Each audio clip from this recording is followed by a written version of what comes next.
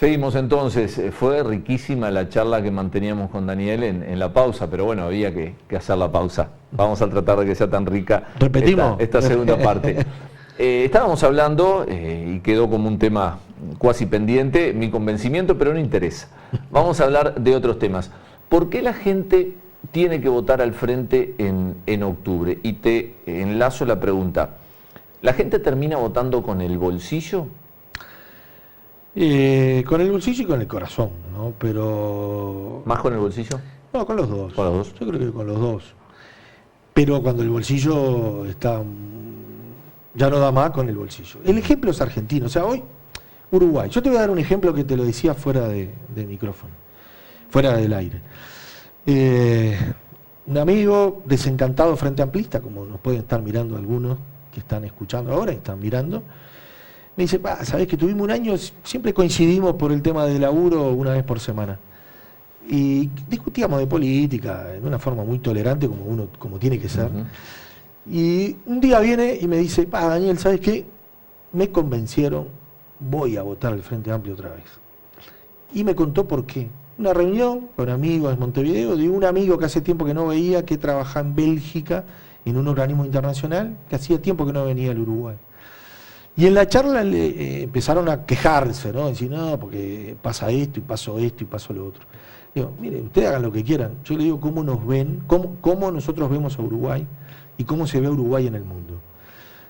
Una de las democracias consolidadas, mejor consolidadas en el mundo, con un índice de corrupción el menor de América Latina, con un índice de pobreza el menor de América Latina, con un índice de distribución el menor de América Latina, con 15 años de crecimiento económico, con la mejor redistribución, con un aumento del 55% del salario real de los trabajadores y de las jubilaciones, con empresas públicas como Antel y como UTE, que son ejemplos, con una electrificación prácticamente en todo el país, con una conectividad y un desarrollo de telecomunicaciones único. Así ven Uruguay. Entonces, claro, uno a veces no lo ve. Y te lo pongo eso como ejemplo. ¿Por qué tienen que seguir votando el Frente Amplio? Porque aquí hay una disputa entre dos modelos de país. Porque además eso que yo te decía, lo del crecimiento económico y lo del aumento del salario real y el índice de pobreza y las políticas sociales y la política de derechos, se da en una región incendiada. Sí. ¿No? Incendiada, hay que ver lo que es Argentina. Sí. No hay antecedentes en la historia del Uruguay que implique a Argentina, que tenga Argentina en un escenario como el de hoy, con una inflación mayor del 50%, con un dólar por las nubes, con un índice de pobreza de más del 40%, con un 50% de los niños y de los jóvenes por debajo de la línea de pobreza, y Uruguay está ahí resistiendo, no es casualidad. Sí, Daniel. Entonces, eso es lo que existe hoy. Naturalmente, falta muchísimo y es lo que viene, ¿no? Sí, te entiendo. Yo coincido en todas esas apreciaciones que vos decías, porque además son números, son cifras, son irrefutables, esos índices que tú dabas, y hay muchísimos otros. ¿Por qué entonces el Partido Nacional tiene altas chances de ser gobierno? ¿Por qué Talvi cobra expectativa de ser gobernante? Si tenemos todos esos índices, ¿dónde está? Y bueno, primero que nada, si uno ve la historia del Uruguay, el Partido Colorado muchas veces ganó con el 30 y pico % de los votos. O sea que eso es para atrás. Sí. Después de la reforma constitucional, si no hubiera habido reforma constitucional, el Frente Amplio gobierna 100 años seguidos. Eso no tengo duda. Pero ese no es el escenario. Claro, hay un desgaste natural que el poder te da. Eso no tengo dudas. Sí. Y además, mucha de la gente, y sobre todo la gente joven, lo único que conocen es el Frente Amplio. También hemos cometido errores, no tengo dudas. Pero a veces, cuando uno llega a determinados niveles, y te voy a dar algún otro ejemplo numérico que eso es gráfico, después no alcanza. Y uno siente cierto grado de insatisfacción porque no llega. Eso cuando hablamos del bolsillo. Volvimos al bolsillo. Entonces, por ejemplo, un maestro en el 2005, 2004 ganaba 5.000 pesos. Si nosotros le aplicamos la inflación de todos estos años y podemos ponerle 260 y pico %, no sé, bueno, más o menos. Con ese criterio estaría ganando de hoy 15 a 16 mil pesos. Hoy un maestro gana cerca de 40.000. Yo no digo que sea suficiente, pero sí es significativo. Bien. Entonces, cuando yo llego a determinados niveles, eso ya no se ve. Ahora, hay situaciones en las cuales tenemos ciertas debilidades, no solamente por acciones de gobierno, sino porque el Uruguay no es el mismo del 2005 y hay problemas importantes que nosotros tenemos que administrar, como el tema seguridad, como el tema cárceles, como el tema los estragos que ocasiona la droga, que esos son temas que ya estaban, pero que se han profundizado y mucho en este tiempo. Y bueno, allí yo creo que hay cuestiones que a veces no se separan entre lo que puede un gobierno hacer y lo que a veces no se puede hacer porque no alcanza con que un gobierno haga para cambiar algunas cosas. Bien. El uruguayo medio entonces piensa que la calle Pou o que Ernesto Talvi le pueden potenciar, maestro, esos 40.000 pesos de salario y llevarlo a otros niveles y dotarlo de otra tecnología. ¿No tiene memoria entonces el uruguayo? Primero, vamos a ver qué pasa en octubre, porque estos son fotografías pensando de encuestas. Claro, pensando exactamente en lo que... yo creo que la encuesta verdadera va a ser el 27 de octubre. Indudable. Y yo confío mucho que, como ya pasó en 5 años anteriores, que estábamos en riesgo, logramos hasta la mayoría parlamentaria. Entonces, por eso esa pregunta creo que va a tener respuesta el 27 de octubre. Yo no creo que piensen eso, que no tengan memoria. Simplemente que a veces nos pasa que hay temas muy fuertes que nos afectan. El tema de seguridad es uno de los temas que nos golpean y nos pegan y que de repente empiezan a pesar otras cosas. Uno no quiere ser simplista, pero por así siempre hay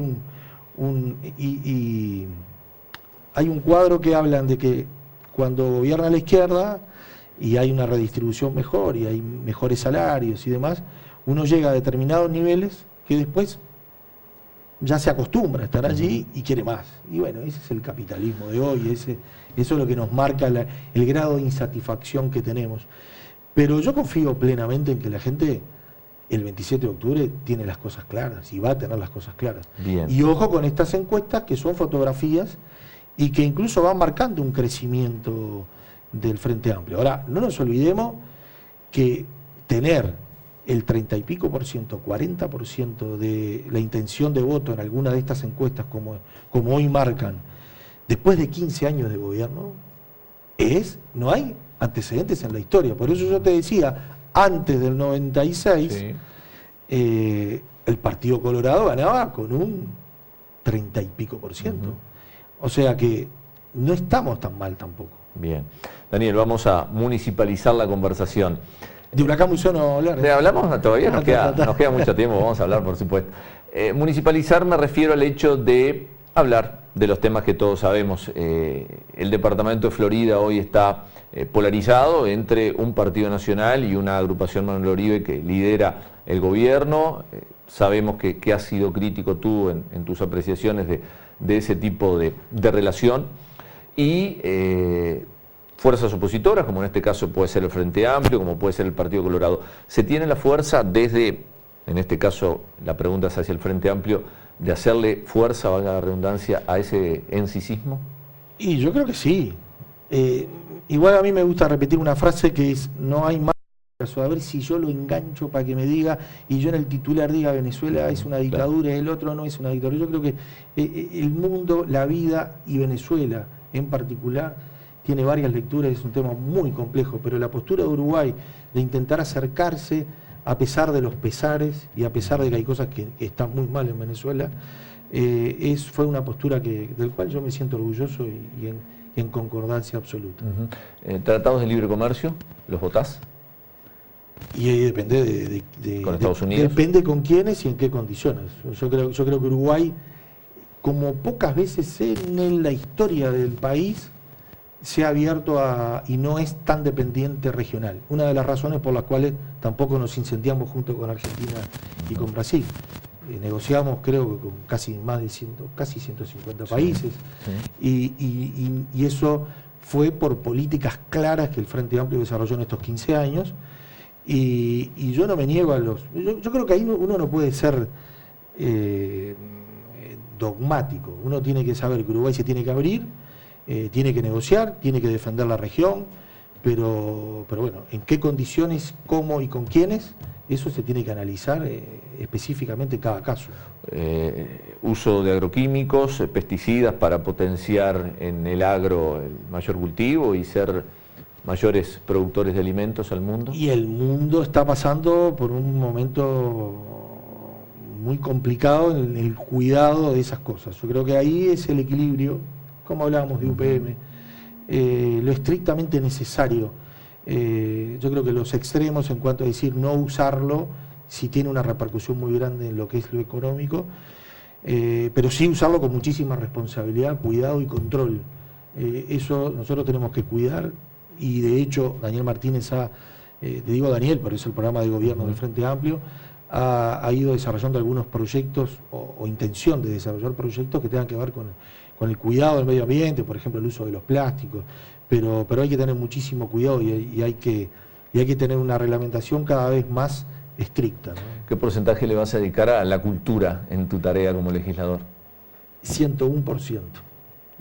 ¿Van a salir buenos proyectos entonces? No, trabajar mucho. Yo creo que la cultura es la herramienta de inclusión por naturaleza. Y creo que, por más que el Frente Amplio ha hecho mucho, tiene que hacer mucho más. Almagro.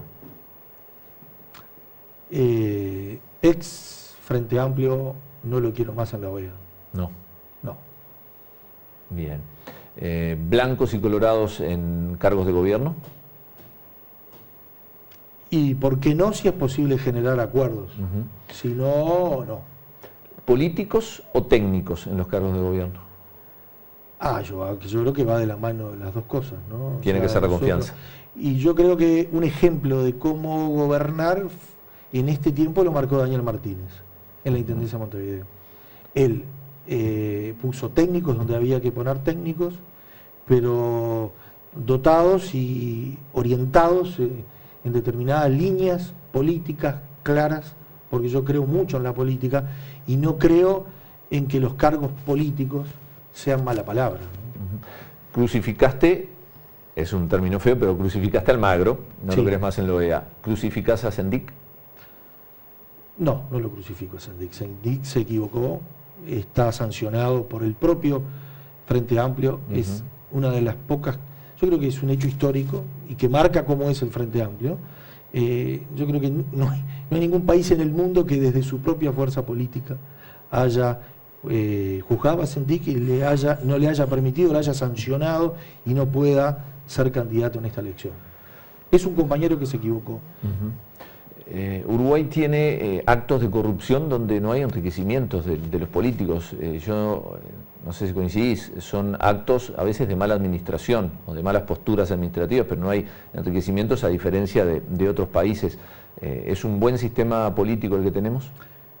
Sí, Uruguay es el país menos corrupto de América Latina, que hay corrupción, es inevitable. Convivimos con la corrupción, no a nivel público, a todo nivel, sí. Pero creo que están dadas las garantías como para un Estado como el Uruguay, que pasen por ejemplo, con Argentina. Con el tema de la otra vez decía, yo te pongo un ejemplo de lo que decía Rossi, el ministro Rossi, que a veces nos quejamos, ¿no? Porque para empezar las rutas, que ahora están culminando el trabajo, hubo que esperar 2 años de pliego, de generar observaciones. Yo creo que eso hay que acotarlo, tiene que haber una reforma de eso, porque no podemos dar 2 años en unos trámites.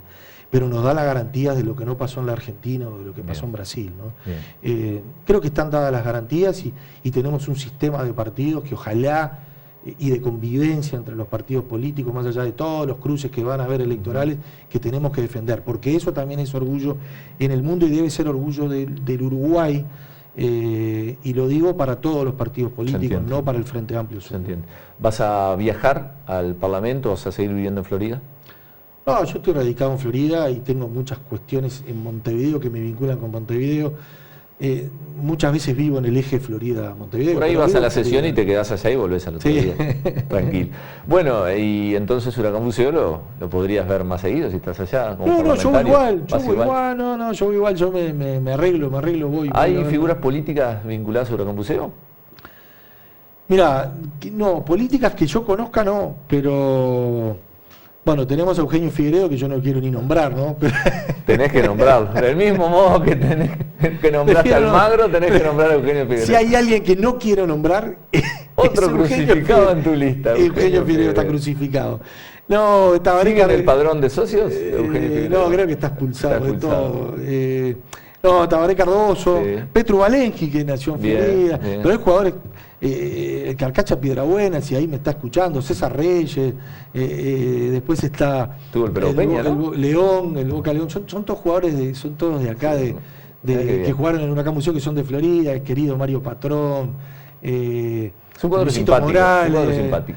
Y es un cuadro lindo, que lo marcó Florida, Mario Patrón, allá en la década del 70, yo iba a todos los partidos en esa época, siempre se llevó varios floridenses, Luisito Morales, alguien que jugó en Atlético, jugó más de 10 años en Huracán Buceo, jugó toda la vida, y bueno, y César Reyes, que por allí lo veo por las calles de Florida, y es o Piedrabuena, que a veces lo va a ver. Bien. Así que Huracán es un cuadro muy simpático, que tiene al Topollillo como mascota. Siempre el Topollillo. Y acá, además, hay una linda historia que me une con Avenida. Yo acá en Florida soy hincha de Avenida, y tengo una anécdota que incluso con esa camiseta, Juan Giacheto y Mario Carrero jugaron con La Gloriosa. La Gloriosa fue en la década del 70, que Avenida empezó a jugar otra vez el florifútbol y la B, y no tenía camiseta. Entonces Wilson Moreno, alguien que si está la familia escuchando le envían un gran abrazo, era el alma mater allí, uno de los alma mater, y hubo que salir a comprar una camiseta. Hicieron una colecta y no le dio la plata como para comprar la que ellos querían. Entonces la única camiseta que había para comprar en una tienda de la calle Independencia, que yo no vivía acá naturalmente y no recuerdo el nombre, era la de Huracán Buceo, porque le faltaba el 10. Bien. Entonces ahí Avenida adoptó por años esa camiseta que le llamaban La Gloriosa, que era la de Huracán Buceo, que ahora volvió a jugar con esa camiseta, así que por eso soy hincha de Avenida, porque jugó con esa Gloriosa, y hay una foto ahí que la tiene que, por decir, la compartieron la otra vez en Facebook, que está Juan Giacheto, que está Mario Carrero, entre otros, con la camiseta de Huracán Buceo. Buenísima historia. Daniel, muchas gracias por venir. No, un gustazo. Gracias por la lata, yo espero que haya... No, fue un lindo espacio, la verdad, una hora muy linda donde conocimos a un nuevo candidato, en este caso del Departamento de Florida a la Diputación, Daniel Ayala, es médico de profesión y busca ser legislador, sin esa ambición, como él decía, que tienen los otros partidos llamados fundacionales o tradicionales. El lunes próximo, 20:30, los esperamos. Vamos a seguir con otras historias de políticos del departamento en Así Estamos.